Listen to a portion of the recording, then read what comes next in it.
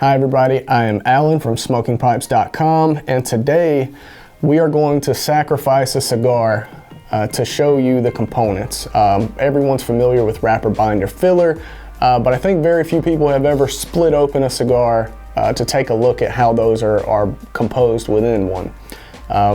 So we're gonna get right into it. So starting out, the first thing you see on a cigar is the wrapper.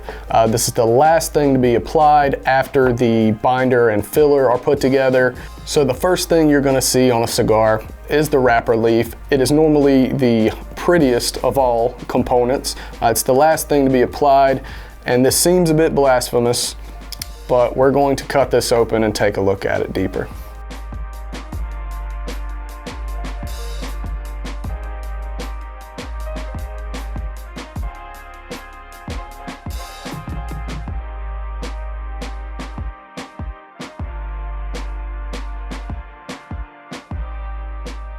All right, so now we see this beautiful wrapper leaf. It's pretty brittle, fairly thin, but as you see, the composed binder and filler combination, it is much smoother overall.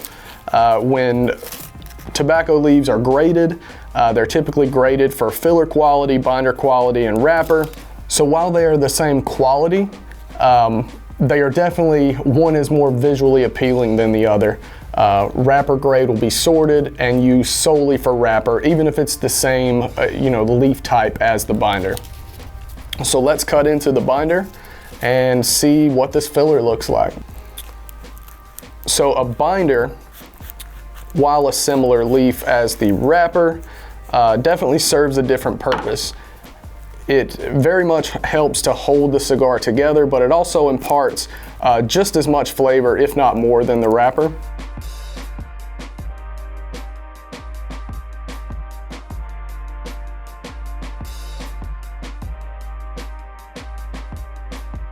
So a binder, while also holding the cigar together, is super important with combustion.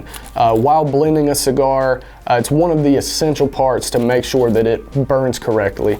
And while you may not even think about it while smoking it, the binder is a vital part of that. All right, so looking at them side by side, the wrapper leaf is obviously much more visually appealing, but this binder leaf, while the same varietal, is much more rugged, a couple more sunspots, just not as even of a texture or color. Not something that most people would want to see on the outside of their cigar, but tasty nonetheless. It also, when breaking open a cigar like this, you can really smell the differences, and that binder leaf just smells beautiful. And you couldn't necessarily pick that up on the cold draw or just smelling the cigar, but these internal components have an aroma to them like nothing else.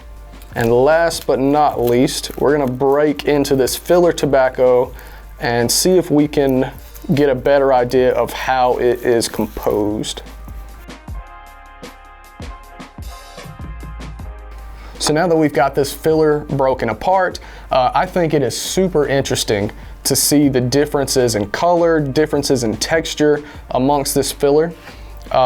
This cigar to me looks to be rolled accordion style. There's a couple ways to roll a cigar. For the most part, it is either intubado or accordion style. Intubado is where each leaf is individually rolled and then palmed, or this accordion style, the leaves are stacked and then folded upon themselves. So as you can see, these are whole leaf.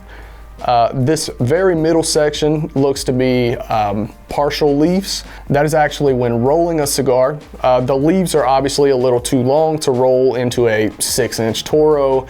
They are snapping the tips of the cigar and folding them back into the cigar. And that's not necessarily short filler. It is still a long filler cigar, but just those pieces have been purposely put in certain portions of the cigar for flavor, strength, complexity. Super interesting just to deep dive and see how these cigars are composed.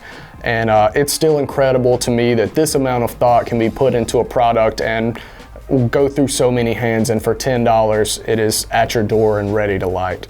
So hopefully you learned something today about how a cigar is composed, and thankfully we sacrificed one of ours and you didn't have to do it yourself. It's always just wildly interesting to see how these are composed. Maybe it gives you a better appreciation the next time you cut and light a cigar. Until next time, we'll see you.